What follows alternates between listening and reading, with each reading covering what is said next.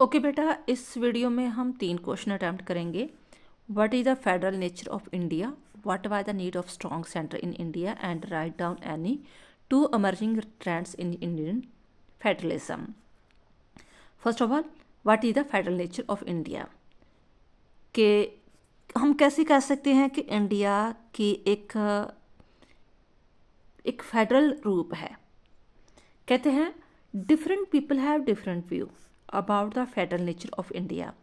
Some regard it is a quasi federal. ये हम question बाद में अटैम्प्ट करेंगे कि क्वासी फेडरल होता क्या है, why India is known as a quasi federal state वगैरह, वो बाद में पूरा एक्सप्लेन करेंगे नेक्स्ट वीडियो में।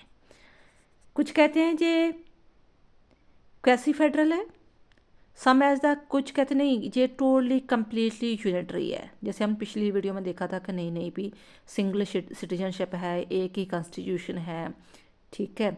तो जो मैक्सिमम सब्जेक्ट्स है वो भी सेंटर के पास ही है, जो गवर्नर है वो भी एजेंट है उसका।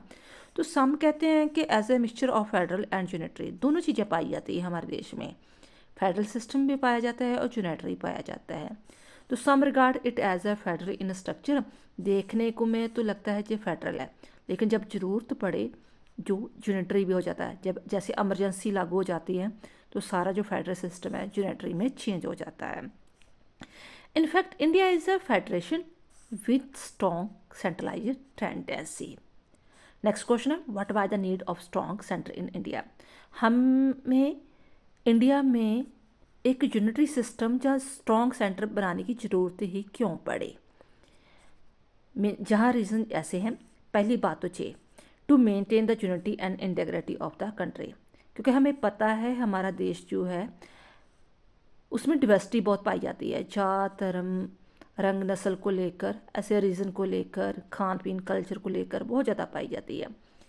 इस चीज़ के लिए ज़रूरी था कि उसमें यूनिटी एंड इंटीग्रिटी क्रिएट की जाए। और second to defend the external sovereignty, हम अपनी जो है एक जो सॉवरेनिटी भी कायम रखना चाहते थे। For the balanced development of the country, अपनी कंट्री को पूरी तरह विकसित करना चाहते थे। ये ना हो कि नॉर्थ का ही विकास हो, साउथ का रह जाए, ईस्ट का ही हो, वेस्ट का रह जाए। पूरी तरह अपने कंट्री को बैलेंस डेवलपमेंट देना चाहते थे।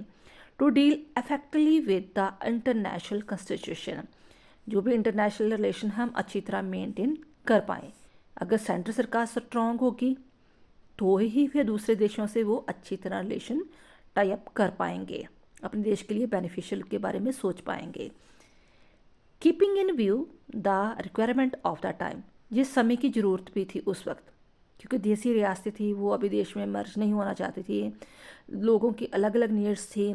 वो चाहती थी कि हमने देश की आज़ादी में हिस्सा लिया है लेकिन हम अपनी पहचान को छोड़ना नहीं चाहते, तो उनकी रिक्वायरमेंट भी ऐसी थी। The need to establish the strong centre was felt. For this reason एक स्ट्रॉन्ग सेंटर की ज़रूरत थी।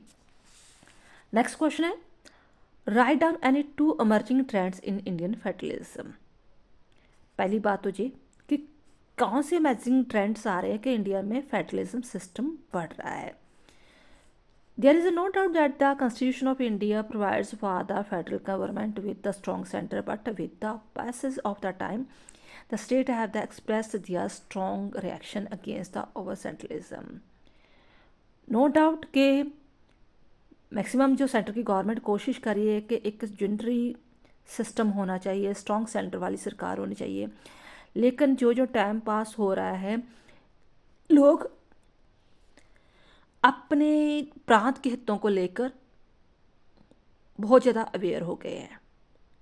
वो चाहते हैं कि पहले हमारे प्रांत के जो राइट्स हैं, हित है, इंटरेस्ट है, उसे फुलफिल किया जाए, देश को बाद में रखा जाए। With the installation of the government of the regional political parties in the state, most of the states are asking for the restructuring of the mutual relation between the center and state.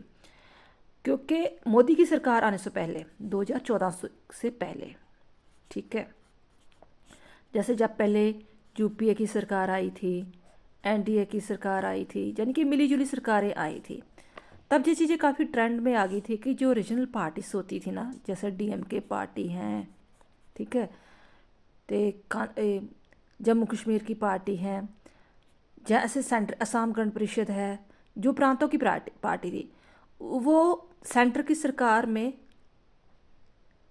उसे government बनाने में बिल्कुल बहुत support कर रही थी।